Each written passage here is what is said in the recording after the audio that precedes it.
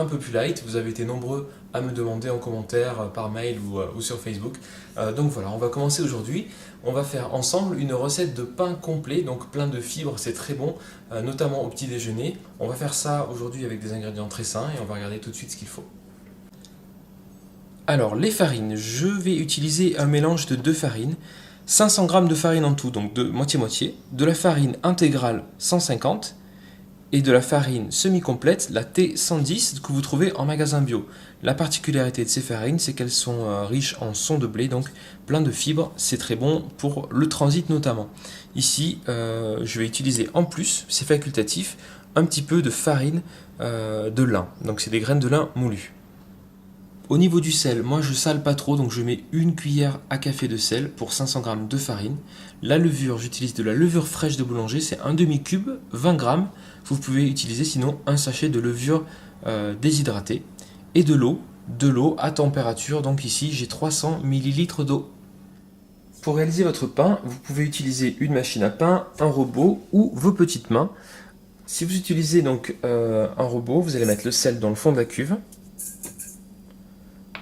avec l'eau, voilà, tout simplement.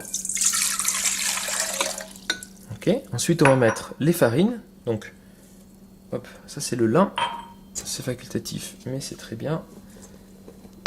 Les deux farines, donc 500 g de farine, 20 g de lin, vous pouvez mettre des graines dedans, rien ne vous empêche, voilà.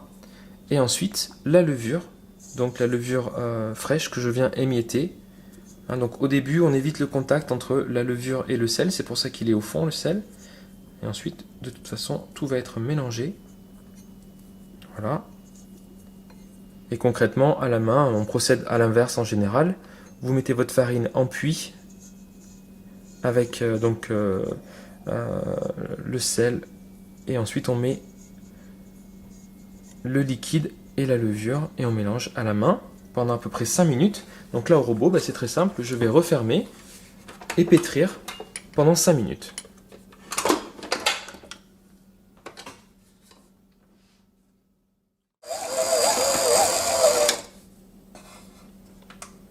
Voilà, on regarde notre pâte, vous voyez elle est bien mélangée. Vous obtenez donc cette super boule de pâte bien consistante. Donc je la façonne en forme de boule. Là, on va la faire lever une première fois pendant 45 minutes. Entre 45 minutes, même si vous avez le temps, faites-la lever 1 heure. Il faut qu'elle double de volume. Voilà, donc je la mets dans un grand bol, légèrement fariné dans le fond. Vous voyez, c'est tout. C'est très simple, voilà. Et ce qu'on va faire, c'est qu'on va la recouvrir avec du film alimentaire, tout simplement, et l'oublier, jusqu'à ce qu'elle double donc de volume. Voilà, après 45 minutes de repos sous le film plastique, on découvre notre boule de pâte. Donc vous voyez, elle a bien doublé de volume. Voilà, donc là on a la base pour notre pain complet. Donc ce qu'on va faire, c'est qu'on va tout simplement transvaser à présent la boule de pâte. Voilà, je la prends comme ceci dans les mains. Ok. Je la retravaille brièvement. Je vais lui donner une forme, donc la forme de votre pain final. Donc par exemple, moi je veux que mon pain complet soit plutôt forme cake. Ça m'arrange pour couper des tranches le matin. Voilà. Je lui donne cette forme. Et dans un moule à cake, vous pouvez le cuire tel quel sur une plaque. Sinon, vous pouvez choisir de le mettre dans un moule à cake. Donc je mets un petit peu de papier cuisson dans le fond. Ça ne collera pas. Voilà. Je mets mon pain dedans. Tout simplement. Voilà. Et on va le laisser lever 1h30, donc vous pouvez même décider de faire, comme on voit en boulangerie, des stries dessus, comme ceci. Voilà. Et vous allez voir, en 1h30, il va bien gonfler. Et ce sera sa taille finale, puisque pendant la cuisson, il gonfle très peu après. Voilà, donc vous le laissez lever encore 1h30. Idéalement dans un endroit bien chaud, enfin chaud à température ambiante, entre 23 et 25 degrés, c'est très bien. Dans le four éteint par exemple, c'est parfait et on se retrouvera dans 1h30 pour la cuisson de notre pain.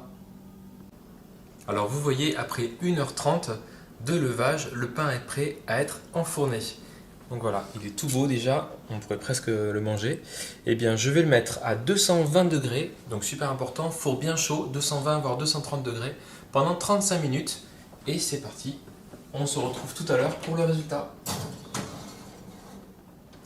Découvrons notre pain complet. Regardez, après une cuisson donc de 35 minutes à 220 degrés, ce qu'on va faire, c'est qu'on va le sortir du moule. Voilà, donc c'est pratique de mettre un peu de papier sulfurisé dans le fond. Comme ça, on peut le sortir facilement. Et ensuite, on va le laisser refroidir sur la grille. Voilà, regardez. Et ça sent super bon, ça sent le pain chaud dans toute la cuisine, c'est très sympa. Voilà, donc surtout, vous le laissez refroidir une bonne petite demi-heure, voire une heure avant de le trancher. Si vous le tranchez trop vite, vous savez ce qui se passe à l'intérieur, c'est comme pour les gâteaux, ça s'amalgame. Donc voilà, on le laisse refroidir sur la grille. On peut le conserver plusieurs jours au frigo, par exemple, dans un papier alimentaire, et puis on le tranche, on le fait griller normalement. Voilà. Donc pour un bon petit déjeuner, je vous souhaite un très bon appétit. Je vous dis à très vite sur Avec Cuisine pour de nouvelles recettes. Salut!